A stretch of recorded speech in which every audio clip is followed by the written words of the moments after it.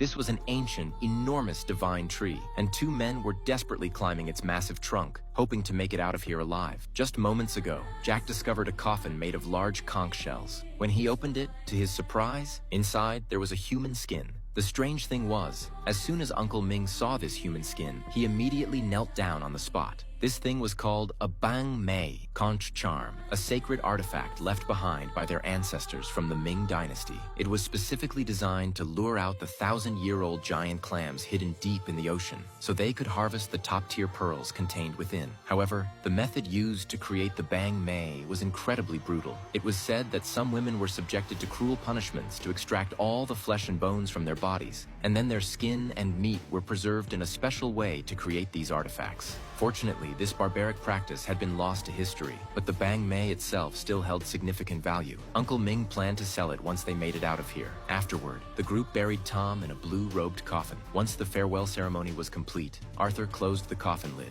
In order to find a way out, they began exploring their surroundings. Eventually, they stumbled upon a bronze mural on a wall. From the information on the mural, Jack realized with shock that they had actually arrived at the site of an ancient tribe's ruins. What they didn't know was why the remains of this tribe's settlement had fallen into the abyss. Just then, seawater started flooding into the area, reaching their location. To avoid being drowned, they made their way through a narrow fissure, moving further inside. Eventually, they reached a vast, open cave, and at the center of the cave stood a massive black tree.